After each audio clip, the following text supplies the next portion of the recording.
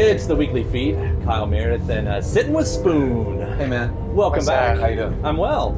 It's now Alex, right? Yeah, that's me. You're new. Yeah. I haven't met you before. Nice to meet you. Nice to meet you too. Yeah. We were thinking, Brit, last time we had you on the show, you were with Divine Fits. It was Bonnaroo, and it was also raining as much as it is here at the Forecastle Fest. So I'm figuring out that you bring the rain. Did it rain last time? It rained at Bonnaroo. Yeah. Bonnaroo. Now I know which interview we're talking about. Yes, I remember. Yeah. I was. We were all rushing off to see Tom Petty, but then it rained on us, so that was the quickest interview ever. That was right after the show, and right after some other stuff just went down. Just went down. I don't know what that is. I figured that's part of the mind. autobiography right there. It's the stuff of the autobiography. Well, this is cool because I think we've all been really waiting for a new Spoon record, and it's finally here. And there's been some good chuckles at the title of the record. They Want My Soul. Why? What is that funny? I think it's funny. I started thinking about, though, a band makes a record, and all the fans go, yay, the record's here. Now, when can we have another record? Yeah. And it's always a demand. There is such a demand, I would feel. I've never been an artist such as yourselves, but I feel like there's probably that constant pull from fans and from media and everything. And I'm not saying that I've made up my mind that that's what your album title's about, but that's what your album title makes me think of, the relationship between artist and fan. Like, what more do you want? Oh yeah, no, that really wasn't what it was about, but I get that. Yeah. I get what you're saying. Yeah.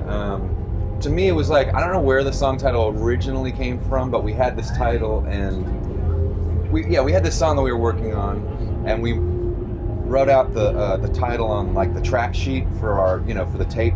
You write down, here's the bass, here's the drums, and at the top it says They Want My Soul, and we took a picture of that and put it on Instagram, and I just like took a look at that and I was like, that just seems like some vaguely threatening title that when I was in high school or now would find, like, if there's a band that's doing something has a vaguely threatening title or is doing something vaguely threatening, like, it appeals to me. Yeah, that's what you're all about. Yeah, I like it. You like a little pain in your pleasure. It sounded like I think there's some Misfits song that has a similar. Yeah. They want my. Is it They Want My Soul? I mean, it's instantly. Or I Want Your Soul. Yeah, I Want Your Soul. It's instantly recognizable, though. Maybe more so than even some of the other ones. Since maybe Kill the Moonlight. I mean, that's in the same vein. It's you've got the word kill. Yeah. So we're it was just a cool title and vaguely threatening, and it works for me. Back on the point I was trying to make, though, is that even? Do you guys have to pay attention? Do you pay attention to that? Like I said, in that kind of relationship where it's always give me more, give me more, give me more, because especially Spoon now. I mean, over 10 years in, right? This is album 8. Yeah. Yeah, if they want more, you should feel lucky. I really feel like. Yeah. And I do. Yeah. I feel. I don't know. I feel blessed that like we've been able to do this for so long, and more and more people want to hear it. More and more people want to come to shows and buy records. Yeah. It's, I don't know. It doesn't always happen that long. Right. With doing it this long, though, I mean, it's art. It's writing songs can be fun, but I know when you're a successful band, especially, and it is at some point about the next record. I mean, forced art is what I keep thinking about, because it's one thing just to sit down, you're on your own, you're having a good time, but when does it become forced art? Was it ever that part in the middle where it's like, I've got to write this record? Sometimes you do feel like it's time to do this, like it's time to do the work. Yeah. And sometimes that can produce bad art. Sometimes it can produce good art. I'll let you decide. Some of the record was done casually, and then some of it was like, okay, we're up here in Casadega, New York, in the middle of a blizzard. Let's get this work done. Right. Right. Like, I read that there was some stir craziness that going on, but that's the way I think of Spoon's record. I think of your music as stir crazy. Like, that's how I see it. It's always a little bit jerky. Maybe it was the right thing for. Yeah. It adds in there. There's even the part in what's the Rainy Taxi. The keyboard. I've only heard the live version. That's him. Yeah, you're talking about that. Yeah, the crazy. That's what I'm talking about. That's like the Spoon sound right there. Of all that was in Casadega where we did. That was like That was a product. And this is your first record, so what does that mean? It was meant to be, man. Yeah, it was meant to be. Yeah, but there's something about you guys have always been really good about injecting this madness into beauty. I think, and Thanks, when I talk about the Spoon That's an sound, awesome compliment. That's amazing. but isn't that a Spoon song right there? Because you can have something going along so, I don't know, just smooth or whatever, and suddenly that's always kind of been your thing. Like, well, let's punch you in the gut once. Yeah. Surprises are good, right? And throwing curves are good. I mean, in a world of so much formula. It can happen in a song. It can happen in terms of, sequencing of songs or, anything. Yeah.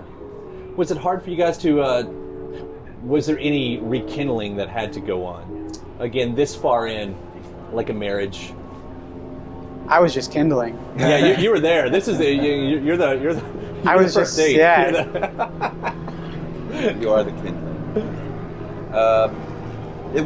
There was no retreat. Yeah.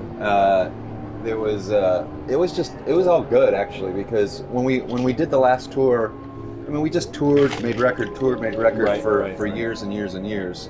And then at the end, like halfway through touring the last record, I thought to myself, maybe not every record wants to be toured for a year or a year and a half, And it made sense to tour the one before that long because it was kind of a big crowd-pleasing record and it had, some hits on it. The last record we put out was a little more internal and kind of like a headphone record. Like the first time I hear Who Makes Your Money, I mean, that's like, you're right, it's exactly what I would do. I'd put on the headphones and, it's something like that. And so it didn't really feel like maybe necessary, but we still had a lot of touring left to go, and I think that we eventually figured out, maybe we've done this one we've pushed it a little too long. Right. It got to be so that it was a bit not as fun as it should be. Yeah. So when we got back together this time, it had been such a long break. I just think that the break helped, and the break helped in bringing the kindling along. Yeah. For you, how is that? Because you step into a band that's got rich heritage. Right. It does have a solid fan base that has demands, that at least knows the history and everything, and you come in as this. I mean, how do you come into that? It's Excited. I think it helped because we were in another band together between. Yeah. So I knew Brit. I just had to get to know the rest of the guys. Yeah. It was exciting. I was a fan of Spoon. It was. I mean, it's crazy. It was crazy. I was like, this is fucking awesome. I better do a good job. Legendary. Don't fuck up. Don't fuck up. I think it took best career advice ever that you can give. I think it took like about 3 hours before everybody in the band loved Alex. Yeah. Really? Yeah. All right. Or if It took a whole 3 hours, man. and then where everybody was like, oh, okay, now I get it. This is why this is happening. It's high praise right there. Fun things I have read lately that I want to bring up. I don't know, did you really buy an entire AC/DC catalog all at once? I actually did buy it all at once because there was a sale on eBay of their whole entire catalog on vinyl. Yeah. And I'm not saying I've listened to every one of those records because that wasn't very long ago. But, No. but yeah, I had a real. When I was growing up, AC/DC was the name of a band that I'd see on the back of jackets of a lot of people that hated me. Yeah, right. So right. We couldn't do that. I wasn't really into it. Also happened to be during maybe their kind of creative lull. Yeah. But then, I don't know, maybe 5, 6, 7 years ago, I started getting like why they were so great and slowly getting into the whole catalog. And then bought the entire catalog. It's funny how that happens. And for context, for cameras here, it was, I think someone asked you because of Rent I Pay, the sound of Rent I Pay, and you made the comment. It's funny how that works, though, with those bands that, you were too cool to like at one point. I just didn't like getting beat up by older. those people, It wasn't that I was too cool. It's just this thing about my ass being beat. But I just find it rare, like, once you get to a certain age, to find anyone who's like, man, I got everything. I'm so into this band, because it was so much easier to be obsessed about a band when you were young. And as you get older, I mean, do you find it, like, harder to really get into a band? I don't. You don't find it harder? No, like, I'm so obsessed with the OCs and AC/DC and what else? Rolling Stones, but that's been a long time. Yeah. I mean, there's bands that you can be obsessed with for your entire life, but to find a band suddenly, that you're like, man, here I am. I'm in my mid-30s, and it's like, it's so rare that I can just become obsessed with newly obsessed, I should say. Well, you're lucky when that happens, right? Yeah, and that's the best. I think that there are those bands out there that you just maybe sort of have heard a few things by, and then you peer around the corner and then you get it. Oh, this is what this whole thing is about. And I think it'll keep happening to you. You're a music lover. I am a music lover, and I'm obsessed with music. But it was just reading it in that kind of context. Like, you bought the AC, and it was kind of jokey or whatever, but it's like, man, that's beautiful. Yeah. There's a sense of real awesomeness to that, you know? Yeah, that is beautiful. It's like I'm going to get it all in. It's one of the best things in life. Frank Who Made Who, and, you know, and by the way, Black Ice, the last record, was really damn good. Yeah, see, It's good. There's a song that called Anything Goes on it. It's one of their poppiest things. It's fantastic. I think I have every vinyl except for that. Recommendation. Back to They Want My Soul. One more thing. The producer, you brought in, there's a producer. That's kind of been part of this story.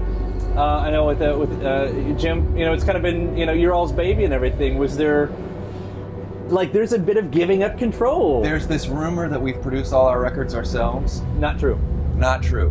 We did the last record, Transference, we produced all of ourselves. Before that, we almost always worked with this guy, Mike McCarthy, who produced our records. But I think that what happened is there's these press releases that go out, and one of them said something like, this is the first time we used a name producer, and then everybody ran with it. But then I think that I've seen press that has said the same thing that you know. I mean, I do my research, but that's, you know, it's still, you can only do so much. But it was a change from the record before where we were doing it all ourselves, and